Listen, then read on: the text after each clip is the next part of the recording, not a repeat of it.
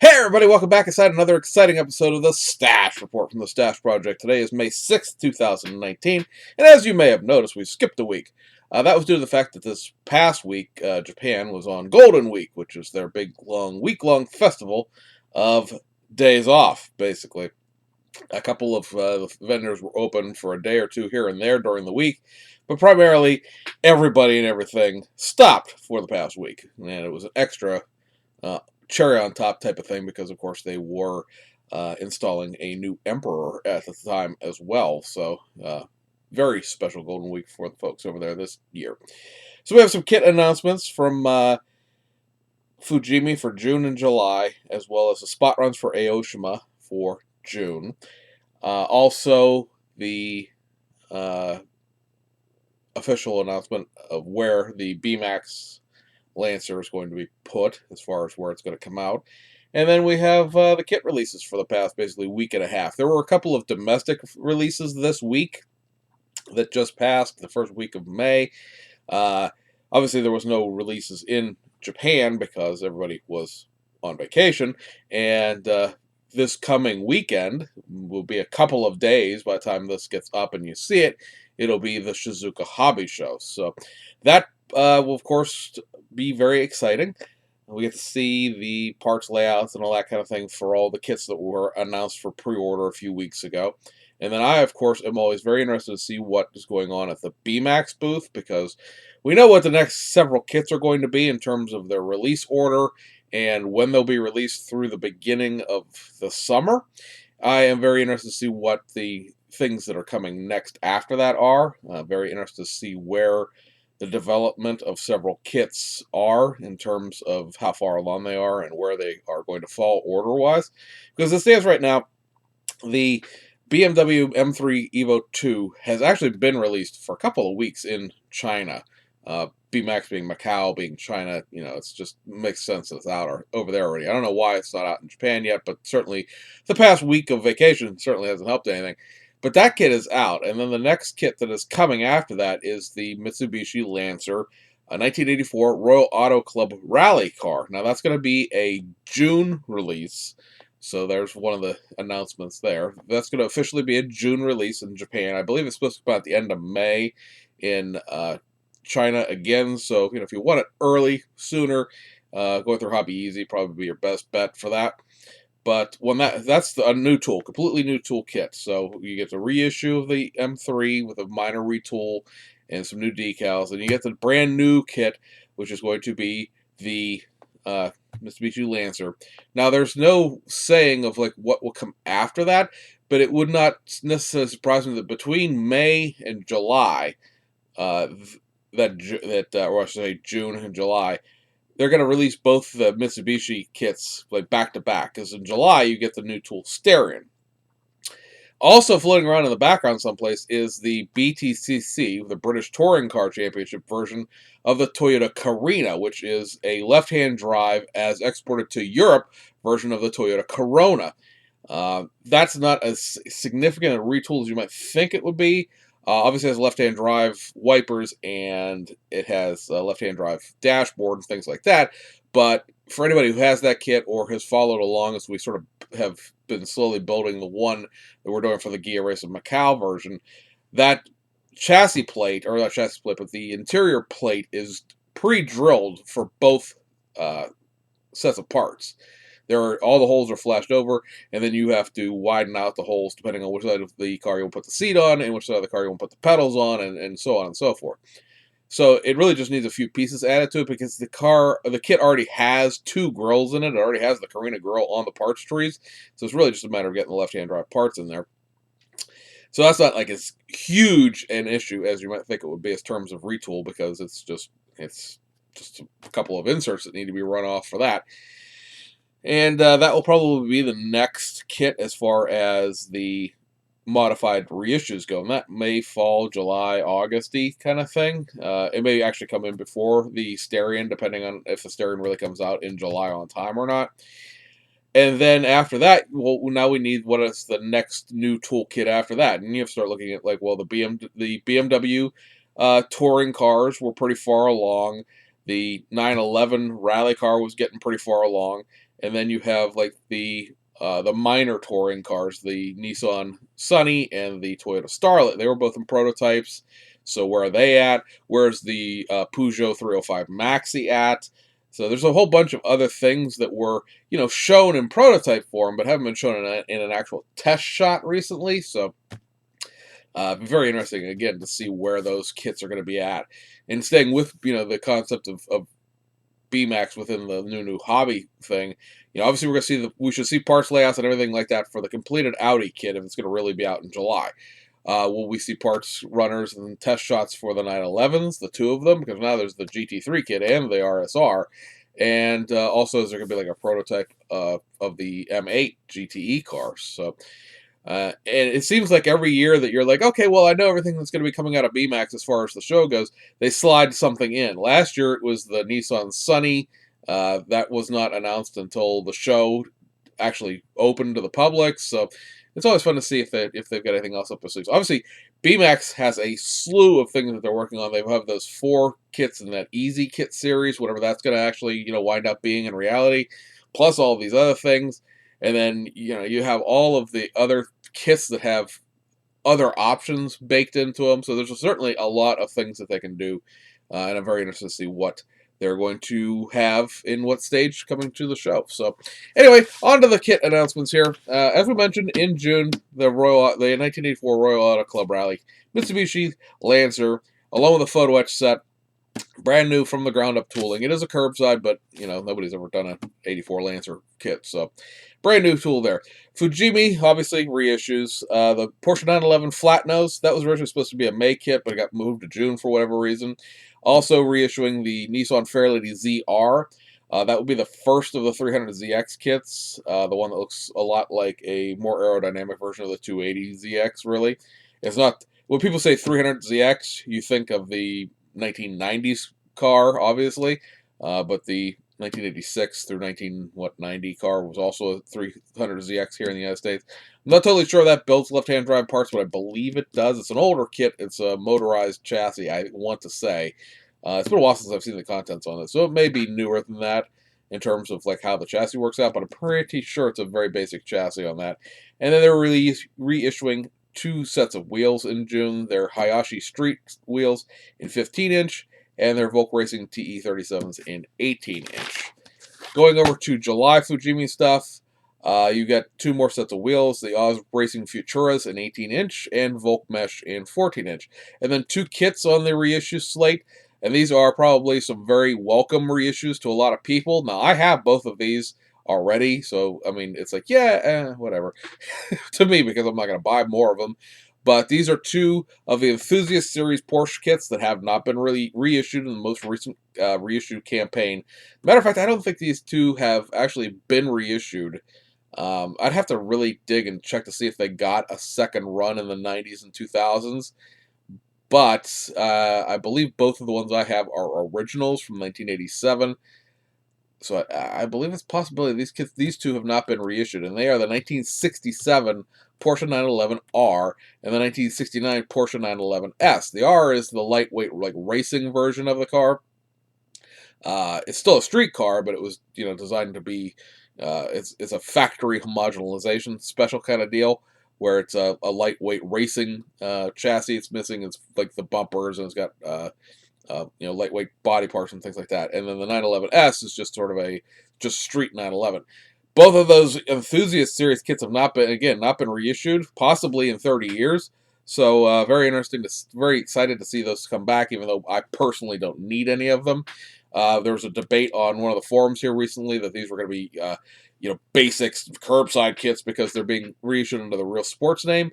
For anybody who hasn't been paying attention, Fujimi has basically retired the Enthusiast Series name. They're not using it for anything anymore. And so a lot of the Enthusiast Series kits have been reissued in the past 5 years, especially if you've been watching the show, you know this. Some of the kits have been reissued in the Circuit No Anami series when they did that 2-3 years ago. And like the 288 GTO has been reissued in Real Sports. The Countachs have been back out in their Enthusiast Series bodies. The 85 era 911s have been out, the 930 Turbo. Most recently, the Carrera RS 1974 kit, which is another one of those kits that's not quite prototypically correct as far as what's in the box versus the real car. But that was the first time that kit had been reissued in quite a long time. So at this point, the only thing that needs to really be reissued within the campaign of reissuing all of the Enthusiast Series kits would be either doing the specialized 635s like the Hard Edge Edition and the Alpina, which may or may not ever get done, but because of licensing those names, and the 356s. Somebody was like, "Oh, the 356s get reissued all the time." I'm like, "I like to know what all the time means to you, because the last time one of those kits was reissued, any of them, was 17 years ago. That's not all the time." Maybe your hobby shop has some, or maybe you see a lot of them floating around, because I do see a fair amount of 356 kits float around, even at our local hobby shows here in Pittsburgh, Columbus, Cleveland area. Is not a big import car market necessarily, and so it's kind of it's not that hard to find them. They're a little overpriced to me, but it's not that hard to find them. The matter of fact, the one 356 coupe that I have, I bought at a local show, and it is the 2002 reissue that's 17 years old. So, uh, again, good to see those come back. And guys, apologize if I start hacking along up, because I still have whatever this cough is. It's my spring upper respiratory infection. It wouldn't be a year if I didn't cough through a month of videos. So that is the the Notebook of Knowledge type stuff. There was one other tease that was put up via Facebook here a day or two ago, and that is the next of the Salvino's JR kits, and it's going to be this. It is Richard Petty's 1979 winner, Oldsmobile 442. Now, I'm not exactly sure where this picture was taken. It kind of feels Daytona to me, but then again, it doesn't.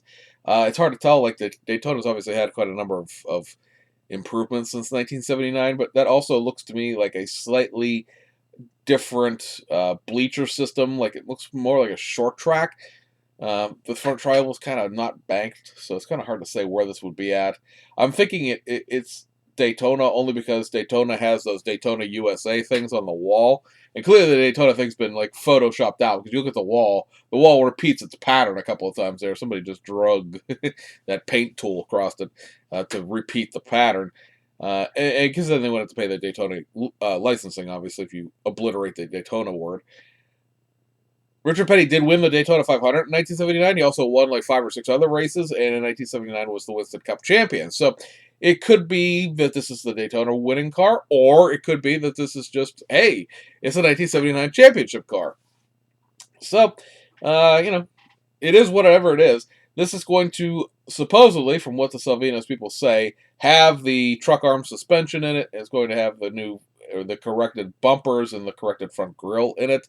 So, for anybody who's been wanting an Oldsmobile but didn't want to buy the incorrect kit and then have to spend an extra $12 to get the corrected parts included with it, supposedly this has all of the stuff in it for what it is. No word on whether or not the decals are going to be like a sail panel, basically, a giant red decal for the STP red area there. Personally, I would like to see the decal as one piece, and then all of the associate sponsorship stuff be separate. So you put on the decal after that decal's dried, rather than it being one piece. Only from the sense that if you have a great big one piece decal like that, under most circumstances, it's going to be okay if you just take your time and don't panic and go, "Oh my god, it's such a big decal, I can't deal with this." But in the case of accidentally ripping that, it's a lot easier to fix that in terms of putting it back together again and not making the rip visible if you don't tear it down like the middle of the 43 or across that STP logo in the back or whatever. It's just a great deal easier. Oh, sorry. Lost my train of thought there because I hear water running off in the background. We just, for anybody who doesn't know what a Pittsburgh toilet is, that's when you have a toilet with no bathroom in your basement. And we just reinstalled our toilet down here, and it's not quite sealed, right? It tends to leak. So, be that as it may, running water, not a bad thing in this scenario. So, at any rate, it's easier to fix that decal basically in the sense of not having it show, being able to sort of scrunch it together, maybe overlap it slightly to hide the tear if you're not ripping the printing that is on top of it. They mentioned something about like giving you maybe like a masking pattern if you wanted to paint it, but that to me would indicate that also maybe you are going to do this in decals because it's sort of one of those lowest common denominator things. Um, Not in a bad way, but if you want to have people be able to build this kit, the easiest way to do that is to include that decal as one great big piece of decal, rather than saying, okay, well here's your $40 model kit, you can two-tone it on your own time. So we'll see what that ends up being when it comes out, but that's the next of the Salvinos kits. And that'll take us to a couple, like I said, there's a couple of domestic kit releases in the United States. Pretty much everybody who's still in business at this point, other than Mobius, is producing kits here. Now, Mobius's 1966 Ford pickup, the one with the step side, flare side, whatever you want to consider that bulbous, non-smooth side bed to be, is shipping. And it should be out this month in May. Although at the press time, it hasn't shown up anywhere other than Pegasus. I believe you can order it directly through Pegasus, but you can't. It hasn't actually hit hobby shops yet. So, but that will be out very soon. But the other companies that are still in business in the United States did have kit releases. So first up from round two is the 1977 Pontiac Firebird Trans Am. It shows a kind of a 2-in-1 kind of deal of the box art, which is not really legitimately a 2-in-1. That car in the background, it's not, it's just not a thing.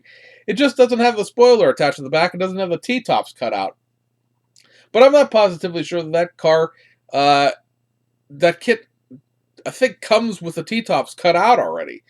I think it has, that kit is a really bad Photoshop, effectively, of the T-top panels being put on and then painted body color. It's not that easy to mold those back in. I mean, it's not impossible, obviously, but it's certainly not going to just be like, oh, we'll put the T-top inserts on and then just paint it all body color and no one will notice the difference. No, I'm pretty sure that kit comes with the T-tops cut out and always has. It's it's basically where the annual Firebird kits from MPC got parked in 1979. That's why this kit still exists. So know that going in, it is, with that older kit, and obviously it's a round two kit, but, yeah, the Formula 400-ish kind of, oh yeah, I ain't got no T-tops, I got no spoiler thing in the background there. Yeah, that's not really so much a reality without some serious work put into it. It does have the decals in multiple colors, so you're not stuck painting it just like black or something like that, as far as the Screaming Chicken on the hood goes. So that's back out over at Revell. There are two releases this week, and they are the American Reeboks of the American Reeboks, even though the American team designed it. Technically, it was supposed to be an American kit before it came out in Germany, but be that as it may, it is now an American Reeboks of the 2017 Ford GT Le Mans. So the one thing to look out for here in this kit, yes, it is a much cheaper version of the kit in terms of the price tag versus the Revell of Germany one. Revell of Germany ones tend to sell for like $28 to $32 without shipping attached. They did not get a wide distribution in the United States because obviously this kit was coming, which makes me kind of annoyed because that gets into the whole, oh, we're not going to really distribute Revell Germany kits that are going to get Reeboks in the United States thing again, because, ugh, I hate that. It's just really annoying. Sometimes there's reasons we buy the Revell of Germany kits. So, and this is a great example of why you buy the Revell of Germany kit. The decals in this thing stink on a sheet of ice. They've chopped the entire bottom of the decal sheet off below the door numbers, which means you now no longer have the decal inserts for the grill, for the front grill area, which I realize is sort of one of those okay kind of things as far as how that was dealt with in the kit. But if you don't want to do the photo etch set from Studio 27 or whatever, or cut it out and put your own photo etch mesh if you just have sheets of mesh laying around, yeah, the decal is obviously the best option for a casual builder anyway to make that front grill area work. That's gone now. So is all of the carbon fiber that was included with the kit and several of the interior decals. Poof, gone. Because they just chopped the whole bottom of the decal sheet off. One of the rumors going around is that they chopped the bottom of the decal sheet off because it would have the Revell of Germany, copyright and logo on it. and the new one has the US one added, right at the bottom of the decal sheet. And I can only assume that whoever did that did it on the instructions of, like, get rid of that copyright thing, and so they just decided, well, this is a line that, like, if we, cut it out here, it's gonna look funny, so we'll just chop the whole decal sheet right here and just chop the whole bottom part off. Because otherwise, you would be in the vector file for these decals and be able to just go in and take that copyright out and put the new copyright on, and ta-da, done. You lose. There's decals in the German kit for the surrounds for the headlights, which may or may not be the best way to go about that, depending if you want to put a whole bunch of photo etch bolts into the plastic or not. But be that as it may, for casual builders, that was the easiest way to replicate the way the headlights mount. They have a strip around them that bolts the headlight covers on.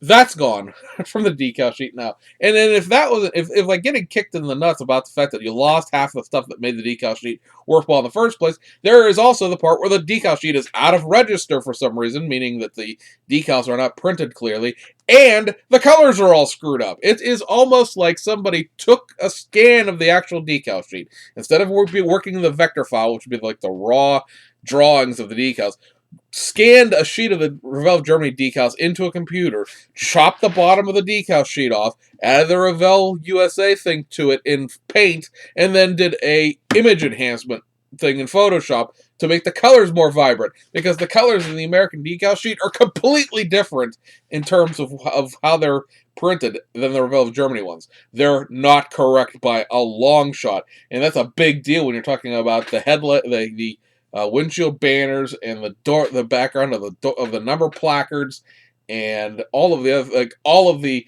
actual, where the Castrol edge thing that goes over the back fender is a completely different color than it is in the Revell of Germany decals. It is a screaming shame. And if you're gonna sit here and tell me, well, you pay $23 for this kit or $28 for that kit, and that $5 difference is apparently half as many a third as many decals, and all the decals are going to be out of register and wrong colors, yeah, you keep your cheap-ass kit. I'll go ahead and just buy myself some more Revell of Germany ones. I don't understand what happened there. Somebody screwed something up somewhere. A lot of people thought, oh, it's a one-off thing. I'm like, no, because I saw the one at NL East. It's the same way. And every single other person who's bought one of these things has the same decal sheet. It was not a one-off screw-up. It appears that how many over 1,000 U.S. Reeboxes they made, all of them have this bad decal sheet. Buyer who beware. Caveat emptor, as it were. The other release from Revell this week is this. It is a reissue of the Snap-Tite 57 Chevrolet Bel Air. This has a Snap-Tite Max attachment to it because in addition to having the vinyl applique peel and stick stickers, this has a sheet of actual water slide decals in it for the first time. So this sort of a nod to the fact that a lot of people consider this to be the most accurate 57 Chevy body in terms of its proportions. A lot of people buy that kit specifically because of that. It's a good slump buster kit in general, because, like I said, it's a pretty decent kit. But the one knock on it always was, it's a Wheel of Fires kit, so it has the vinyl pressing stick. Well, they've gone and recreated the vinyl sticks in a water slide. Hopefully they're not wrong color and wrong size, but, be that as it may.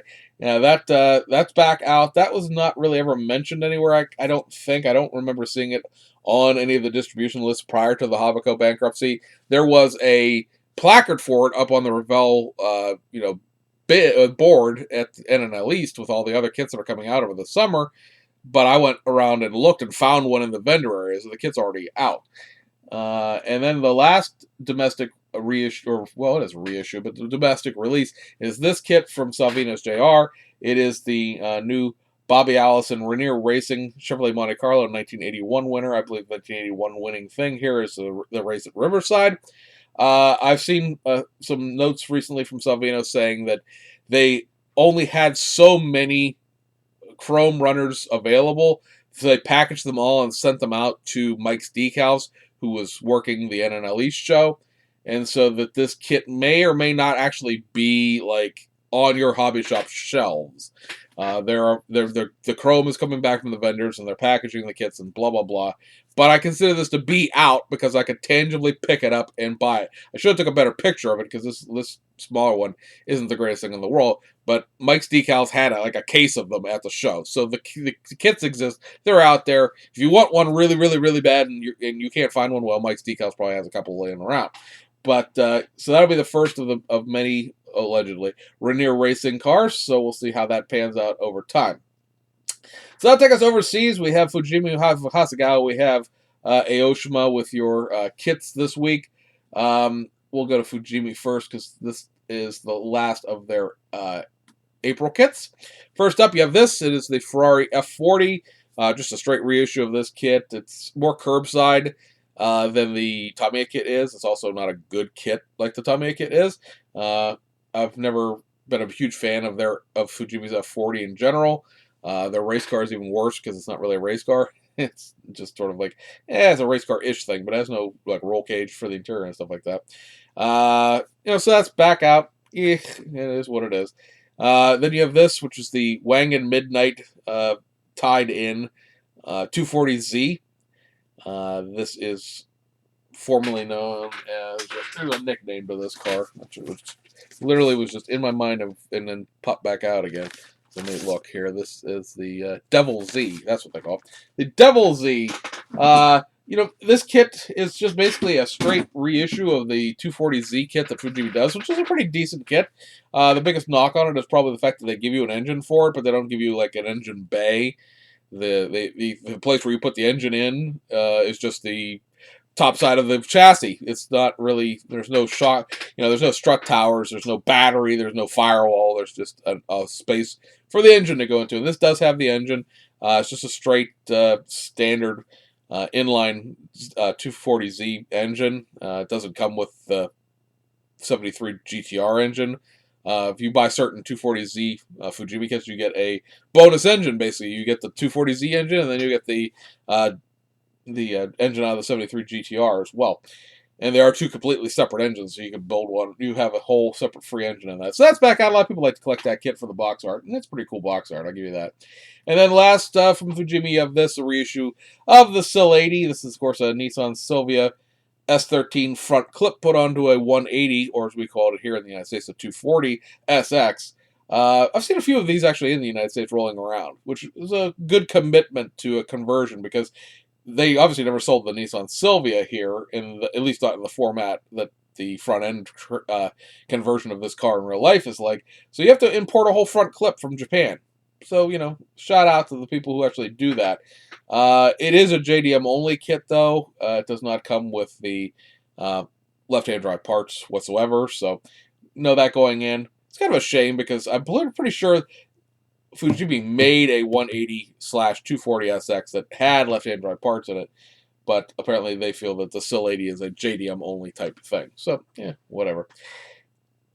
That'll take us to Hasegawa. They had one release, the last of their April kits, and it's this, the Zeshika themed Easy diorama with the racing tribute version of the 72 Celica in it. So what you get here is a cardboard background, which looks like the background of the box art, and then you get that little clear acrylic outline of two female figures.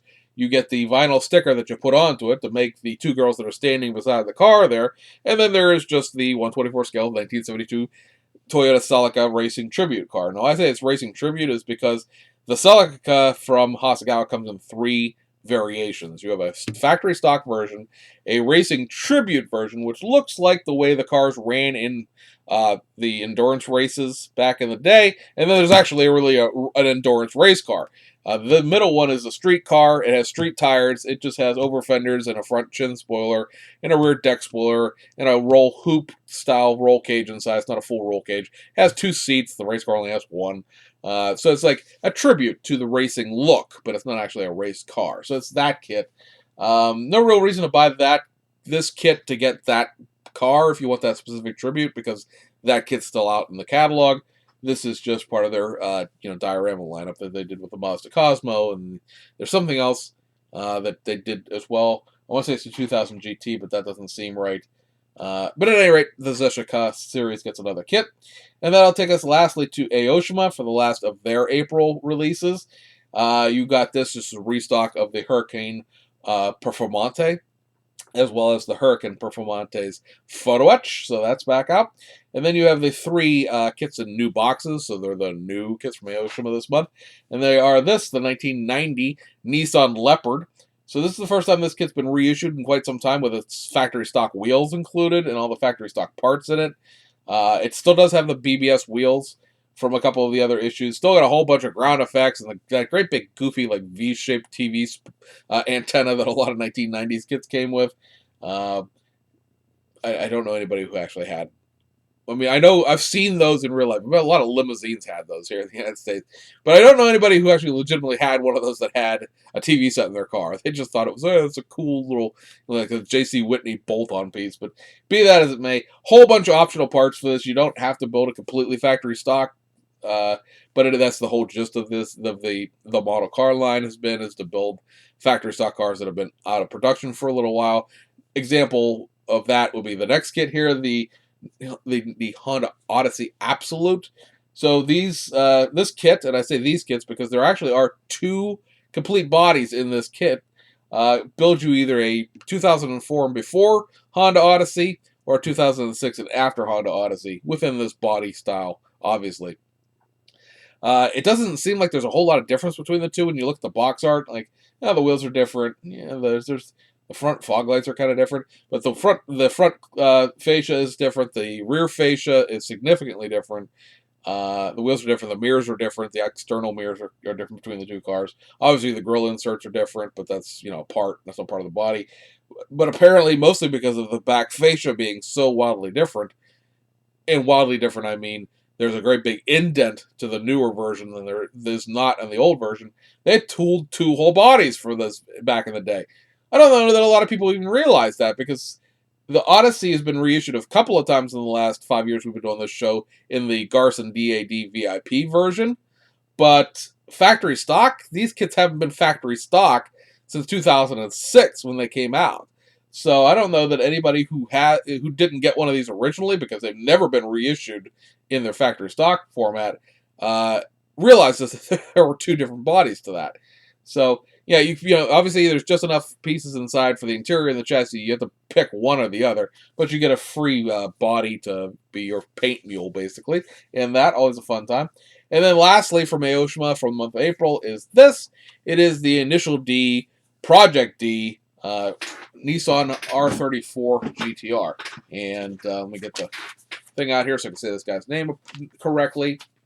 This is the Kozu Hoshino car. Now, Kozu Hoshino in the series, is in the Project D series, is this. I should say this is a 3 comic book race. This race took 3 comic books to get out. But he was known as Godfoot because he could drive this, what is a much larger and heavier GTR, in mountain racing with great efficiency. He had a brother named God Hand who drove the R32 GTR, which is, they did about 2 years ago now with the R32 that had all the modifications done to it. So this also, you see Takahashi's RX-7 in the background there. That's what the race is about. Obviously, that RX-7 was just done last month. So if you really wanted to play up the Initial D Project D race between these two, you actually really can now. Interesting thing about this kit is there are absolutely no new parts added to it. It is basically Aoshima dumping their parts bin of R34 pieces into a box and selling it to you. The wheels are existing already. The front bumper is the Z-Tune bumper, the Nismo Z-Tune bumper. The rear spoiler is the Nismo Z-Tune rear spoiler. And I'm pretty sure it has like a racing bucket seat out of something else.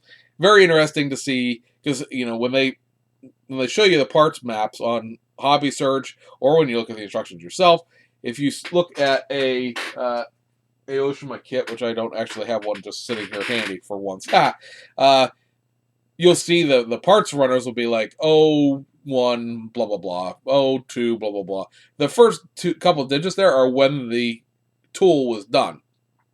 So when you look at these parts, you're looking for 19 blah blah blah, being that that's the new parts that were tooled up this year. There are no 19 parts in this kit. There are no parts of this kit that are any newer than the R34 itself, which is a mid 2000s kit. So very interesting that this basically this existed the whole time and they just realized it, or finally just got around to doing it. Maybe because releasing it without the RX-7 didn't make any sense, and they finally committed to retooling the RX-7. Now, the RX-7 that we did last month, of course, it had a whole bunch of new parts. It had 4 sprues worth of new parts. This is just an amalgamation of parts. Still cool, especially if you were into the Initial D and you really wanted to do something between these two cars because of the fact that this was a legitimate thing within the manga series. But yeah, no new parts. All right, well, still cool anyway. So what happens when you release 14 versions of something? You end up having a whole bunch of parts that you can recombine into other things in the end. Anyway, guys, I believe that does it for this episode. Hope everybody had a great last 2 weeks. We took vacation because Japan was on vacation, basically, and we'll be back to weekly videos on the regular. Next week's video, of course, will be a not necessarily a terribly long one, because I don't really expect a whole heck of a lot of releases this week either. But obviously we'll have all of the Shizuka show coverage to put up. It's one of those things where Japan just came back, or will be just coming back to work tomorrow. I'll say today, but they had Monday off too. So they're coming back to work tomorrow on the 7th, and then the 9th is when the show opens. So I don't think anybody's really going to do anything, because obviously Hobby Link Japan will be at the show, not their whole office, but the main people. Hobby Search will be at the show, which is a smaller company in terms of workers and people, so a lot of those people will probably be there. I don't know how many people they're really going to, how many orders they'll really have, people they'll have there to not so much process orders, but process the incoming freight.